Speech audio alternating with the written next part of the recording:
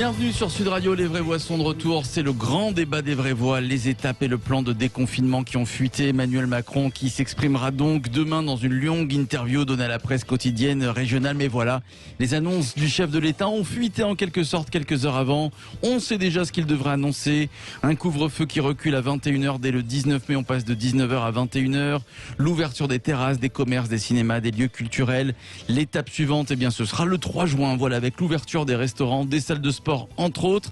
Enfin, on l'attend tous, cette dernière étape, le 30 juin, qui signera la fin du couvre-feu. Est-ce que cette fois, c'est la der? Voilà, est-ce que c'est le dernier déconfinement? Vous nous appelez, vous nous donnez votre avis, 0826 300 300. Est-ce qu'il arrive au bon moment? Est-ce qu'il est trop tard? Est-ce qu'il est trop tôt? Vous votez sur Twitter, sur YouTube. Voici le grand débat des vraies voix. Nous sommes en guerre. À partir de la mi-mai, commencez à rouvrir progressivement le pays. C'est magnifique, sire. C'est la plus belle chose qui soit. À retrouver cette culture qui nous a tant manqué, à retrouver les lieux de rencontre, les commerces. Il est génial, il est merveilleux. À retrouver cet art de vivre à la française que sont les restaurants, les cafés que nous aimons tant. Ça fait longtemps que j'attends ce moment. Les vraies voix Sud Radio.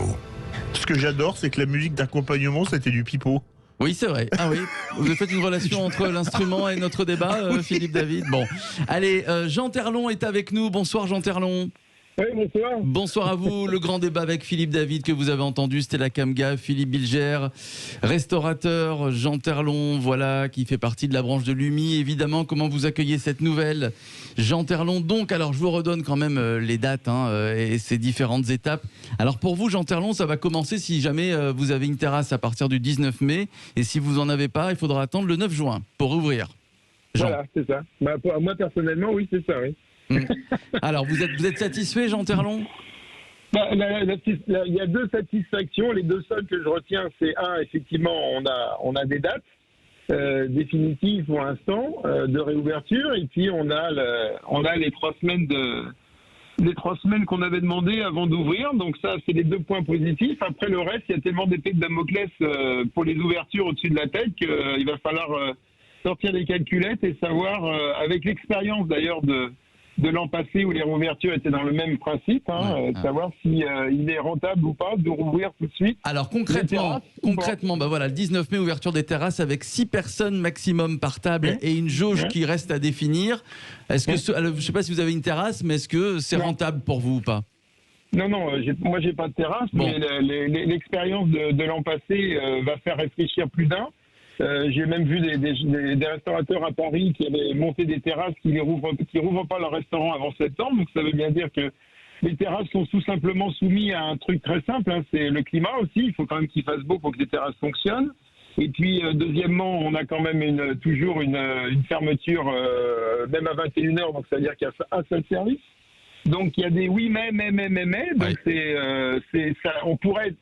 Les professionnels sont contents d'avoir une date. Simplement, maintenant, une fois que l'euphorie de la date est passée, on commence tous un peu à réfléchir, à savoir quelle va être la meilleure solution pour chaque établissement en fonction de sa capacité et surtout, il va falloir qu'on ait un peu de visibilité sur les aides. Comment vont-elles être attribuées, de quelle manière et dans quelles circonstances? Eh oui, on aurait pu penser que les restaurateurs allaient crier de joie. On se rend compte que c'est un casse-tête, Philippe David, pour ces restaurateurs. Déjà, vous ne pouvez plus ouvrir le soir parce que si les gens doivent être rentrés chez eux à 21h, faut qu'ils passent à table à 19h, d'accord? Ouais. Et donc, vous faites un seul service. Oui ou non? Je pense que Jean Terlon sera d'accord. Oui, premier point. Donc, vous faites un seul service avec une jauge. Avec une jauge, voilà. Et si jamais il y a un orage qui tombe mal, il n'y a personne qui vient. Vous avez fait venir votre cuisinier, les serveurs, etc. Et le midi, vous allez ouvrir seulement une terrasse qui va peut-être pas vous permettre d'être rentable. À votre avis, est-ce que beaucoup de gens vont réouvrir? Vous avez posé les bonnes questions. C'est des questions que tout le monde se pose. Évidemment, c'est la problématique économique de la réouverture. Si vous ne pouvez pas rapatrier les clients qui sont en terrasse à l'intérieur dans un premier temps, donc la question va se poser de savoir si les terrasses, elles ne correspondent. Il y a quand même que 30 ou 40% de professionnels qui ont des terrasses, des vraies terrasses. Après, il y a les terrasses Covid qui ont été installées à la va-vite l'année dernière, qui sont restées d'ailleurs toute l'année en position dans les grandes villes. Donc la terrasse est soumise aux intempéries, c'est pas compliqué. Après, vous avez aussi le protocole qui vous donne des distanciations quand même avec l'État, faut pas l'oublier. D'ailleurs, je pense à réfléchir toute la journée. Je pense qu'on aurait dû fermer les endroits privés et laisser ouverts les professionnels qui, eux, faisaient respecter les protocoles, faisaient respecter le port du masque, faisaient respecter le nettoyage des mains, faisaient respecter les distanciations, parce qu'on avait tout intérêt à ce que ça se passe bien, et ça se passait bien. Alors qu'on sait tous aujourd'hui, et on le dit parce qu'on découvre tout le temps, que c'est les lieux privés, les rencontres privées, les gens qui ont fait des fêtes dans des lieux clandestins ou pas, qui se sont contaminés, parce que nous, on est des professionnels et qui faisons appliquer des protocoles, et pour nos salariés d'abord, et puis pour les clients en même temps. Alors qu'est-ce que vous dites, Philippe Bilger? Jean Terlon, en écoutant mon ami Philippe David, je l'ai trouvé bien français, c'est-à-dire on souhaitait tout de même une forme de libération, et vous avez rappelé l'importance des dates, et immédiatement, à peine formulé la satisfaction, on invente, on dénombre tous les inconvénients et les difficultés. Jean Terlon, tout de même, en gros, c'est une bonne nouvelle. Ah ben c'est ce que j'ai dit au début. La bonne nouvelle, c'est les dates. La bonne nouvelle, c'est une perspective de date. Et effectivement, ça peut être pour certains une mise en jambe pour la rouverture complète. Mais j'ai toujours, à titre personnel, ça fait des mois que je dis attention, ne sautez pas sur les terrasses comme ça, parce que les terrasses, c'est une chose. C'est pas un lieu de prédilection obligatoire pour les restaurants. Il y a des restaurants qui ont des terrasses très bien. Il y a des lieux de villégiature, c'est formidable, des terrasses. Au bord de la mer, tout ça, c'est génial. À Paris, sur les terrasses, c'est très bien. C'est très bien, mais il faut être mesuré, parce qu'on avait le sentiment que le mot terrasse était un mot magique qui faisait penser à tout le monde que ça y est, on allait retrouver l'économie d'avant grâce aux terrasses. Comme si on pouvait se passer du soleil. Oui, il faut être mesuré. Hein. On était un symbole de la fermeture. On était devenu un symbole du confinement. Donc, on entend tout ce qu'on nous a dit. On est content de nous retrouver. On veut nous revoir. On veut venir manger au restaurant. Bien évidemment, simplement, il faut économiquement savoir dans quelles conditions on va pouvoir avoir le choix de ouvrir ou de ne pas ouvrir. Parce que reprendre tout le personnel, ça veut dire réengager des frais. Reprendre la marchandise, c'est réengager des frais. Et puis les restaurants ont été fermés pendant 9 mois. Il ne va pas falloir que les nettoyer. Si vous arrêtez un frigo pendant 9 mois, vous avez une chance sur 3 qu'ils ne se remettent pas en route au moment où vous allez remettre en route. Donc c'est l'heure des frais. On va remettre une machine économique en route, certes, avec l'avenue des clients, mais aussi dans les dépenses. Et c'est les dépenses qu'il va falloir trouver la solution. Il va falloir que le gouvernement, et je pense que Bruno Le Maire a toujours été sur cette ligne-là, que les aides vont continuer et vont être dégressives en fonction de l'activité. Et puis, quand vous écoutez quand même que, au final, il se peut qu'il y ait des endroits où le virus soit un peu plus fort, donc vous avez quand même quelque part un espèce de risque qui est une grosse épée de Damoclès au-dessus de la Terre, à une éventuelle soit un reconfinement par région ou par ville, et ou un couvre-feu qui passerait de 21h, où effectivement ça ne sert à rien d'ouvrir le soir, on a essayé. Les latins, ils viennent pas manger, ils viennent pas manger à 19h. Vous posez beaucoup de questions, Jean Terlon, on vous comprend, et j'espère que vous aurez les réponses à vos questions demain dans l'intégralité de l'interview d'Emmanuel Macron à la presse quotidienne régionale. Alexandre de la Drôme est avec nous. Bonsoir Alexandre, au 0826 300 300, bonsoir. Oui, bonsoir. Bonsoir à vous Alexandre. Bonsoir. Alors est-ce que vous y croyez mon cher Alexandre? Est-ce que ce sera le dernier confinement selon vous? Alors, est-ce que je peux me permettre juste de rajouter quelque chose à ce que vient de dire le restaurateur? Ouais, Jean Terlon, allez-y. Avant d'arriver dans la Drôme, c'est-à-dire juste avant le Covid, j'étais dans le sud-ouest, le Lot, le Lot-et-Garonne, le Tarn-et-Garonne, et mes clients, c'était des restaurateurs. D'accord. Des bonnes tables et des chefs étoilés. Ce qu'il n'a pas dit en plus, c'est que tous mes clients cherchaient à embaucher à l'époque. C'était avant le Covid. Hein. Tous, ils étaient tous en recherche de personnel. Et depuis, une partie du personnel a changé de métier. Donc ils vont être beaucoup sont reconvertis, c'est vrai. Des cuisiniers, du personnel de salle, etc. C'est vrai, vous avez raison. C'est un problème qu'ils doivent rajouter à leur nombreux problèmes, effectivement. Oui. Alors pour vous, c'est le dernier déconfinement ou pas, Alexandre? Vous y croyez, vous? Je l'espère pour Macron. Écoutez, moi je n'y crois pas du tout. J'ai de la famille en Espagne parce que je suis né en Espagne. J'ai de la famille en Suisse parce que j'ai passé 35 ans en Suisse. Ma fille y est encore. Entre autres, je sais comment ça se passe là-bas, dans les deux pays. Je peux comparer avec la France. Emmanuel Macron a pris ses décisions, j'en suis convaincu, juste pour une raison politique. il aurait pris cette décision. Selon vous, on n'aurait pas dû déconfiner, c'est ça? Ça n'aurait rien changé. Il aurait pris cette décision il y a une année, pratiquement en arrière. On était au même niveau à peu près de contamination et autres. Et au moins, les restaurateurs et les autres entreprises, elles auraient vécu un peu mieux. J'espère pour lui que ça ne va pas redémarrer fort. Moi, je pense que ça peut redémarrer à tout moment. Ouais. Alors c'est vrai, Philippe Bilger, Stella Kamga, c'est vrai que... Je vous coupe, Alexandre. Stella, c'est vrai qu'Emmanuel Macron prend un sacré risque quand même, parce qu'il y a 6000 patients en réanimation, un peu plus de 6000 patients. Encore hier, il y avait 189 morts, et on déconfine, en tout cas on annonce les étapes du déconfinement. C'est un sacré risque quand même, Stella Kamga.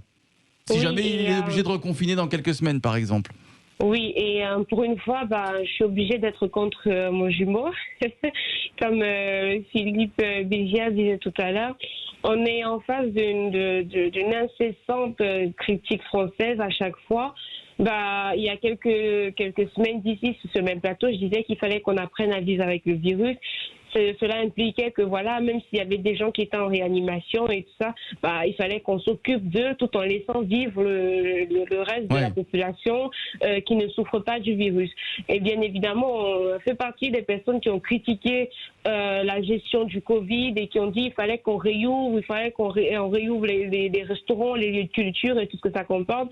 Honnêtement, c'est pas moi, en toute cohérence, qui va venir dire aujourd'hui que c'est trop tôt ou c'est trop tard. Donc vous êtes plutôt satisfaite. C'est vrai que si vous nous dites depuis de nombreuses semaines, il faut vivre avec le virus. En ce qui me concerne, on va réouvrir et il faut qu'on réouvre. Et bien évidemment, forcément, même si Emmanuel Macron réouvrait plus tôt ou plus tard, ça aurait toujours les mêmes conséquences que l'intervenant vient de citer. C'est-à-dire que même s'il réouvre dans 2 ans, il y aura toujours un problème de redémarrage de frigo, d'embauche du personnel, de faire des courses et tout ce que ça comporte. La problématique est la même, c'est juste qu'elle est plus avancée.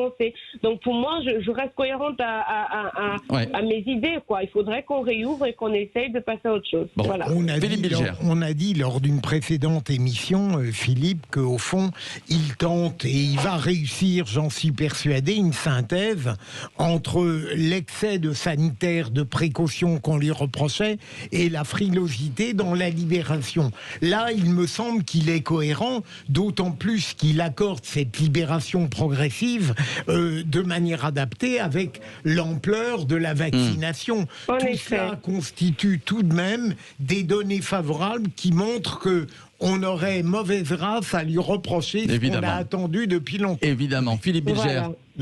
Philippe David, pardon, excusez-moi. Non, mais je vous ai confondu. Vous l'honorez. C'est pas mauvaise grâce. C'est pas que je râle, c'est que je me mets à la place des restaurateurs qui ont des impératifs économiques. Mais on a compris. Mais nombre d'entre eux, si vous dites, vous allez perdre de l'argent en ouvrant, ils disent je reste fermé. Oui, mais reconnaissez que la base, le noyau est positif.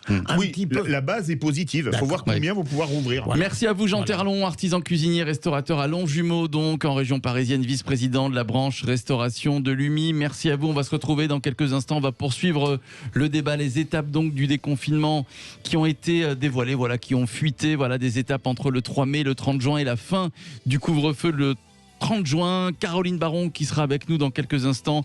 Elle est co-gérante de 2 boutiques pommes. C'est à Marseille. Elle est présidente de la Fédération nationale de l'habillement pour la région Sud-PACA. Et vous, évidemment, 0826 300. Vous continuez de réagir à ces annonces. À tout de suite. Philippe David, ce soir avec Stella Kamga, Philippe Bilger. On poursuit le grand débat des vraies voix, donc axé sur les annonces du déconfinement. Les étapes plus précisément du déconfinement qui ont fuité, qui ont été dévoilées un petit peu en avance.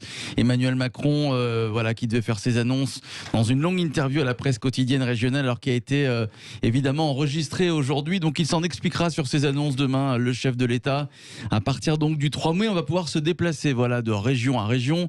À partir du 19 mai, le couvre-feu passera à 21h, les terrasses vont rouvrir, les commerces vont rouvrir. Quelques semaines plus tard, ce sont les restaurants et puis la fin du couvre-feu à partir du 30 juin. Tiens, justement, Caroline Baron est avec nous. Bonsoir Madame Baron. Bonsoir. Bonsoir à vous. On parlait de la réouverture des commerces dits non essentiels, évidemment. Dans quelques semaines, vous êtes co-gérante de 2 boutiques pommes à Marseille, présidente de la Fédération nationale de l'habillement pour la région Sud-PACA. Vous allez rouvrir donc selon ce calendrier le 19 mai. Est-ce que vous faites partie de ces commerçantes qui demandaient à rouvrir dès le 10 mai ? Oui, bien sûr. Pardon. Vous êtes déçu donc? On est plus que déçus, on est embêtés, surtout pour les régions touristiques, les villes de la Côte d'Azur et aussi des Alpes du Beron, pour qui le week-end de l'Ascension est un week-end très important. Ah oui, donc oui, effectivement, vous allez louper le week-end de l'Ascension. C'est injuste pour vous de rouvrir le 19 mai? Vous estimez que dès maintenant, vous auriez pu rouvrir sans danger? Oui, parce que dans notre profession, nous avons un véritable protocole sanitaire qui est mis en place avec la désinfection de tous les vêtements, des cabines, etc. Il y a beaucoup moins de proximité que dans les grandes surfaces alimentaires. Et nous avons une problématique de stock dans notre profession qui est assez importante puisque nous devons vendre nos stocks avant normalement la période des soldes. Oui. Donc ça nous laisse très très peu de temps. Oui. Le gouvernement ne rachète pas vos stocks? J'avais cru comprendre que... Non, j'aurais cru comprendre qu'on allait racheter vos stocks. Mais à votre avis, Allez-y, Philippe Bilger. Madame Baron, ça n'est pas que le gouvernement a eu peur que lors du week-end de l'Ascension, il y ait plus de monde? Pas plus qu'à notre week-end, ou pas plus que le week-end d'avant, où les gens vont se précipiter. Vous savez, à Marseille ou à Nice, les plages sont déjà débordantes. Ah oui. Donc, je veux dire, pourquoi chez nous et pas ailleurs? Philippe David. Justement, qu'est-ce que vous avez fait de la collection hiver? Parce que ça fait des mois que vous êtes fermé, parce que vous commandez longtemps à l'avance, comme ça vient de l'autre bout du monde. Comment est-ce que vous avez fait?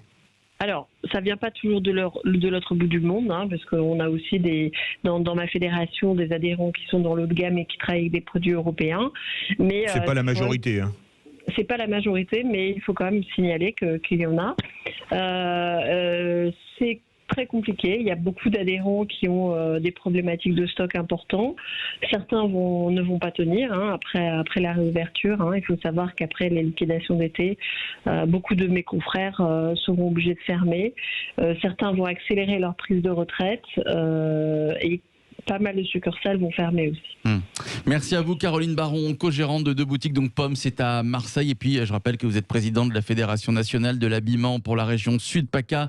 Et donc les commerces dits non essentiels rouvriront selon le calendrier d'Emmanuel Macron le 19 mai. Tiens, Stella Kamga, on vous a pas entendu évidemment. J'imagine que vous aussi, je sais ce que vous pensez Stella, vous êtes de l'avis de Caroline Baron.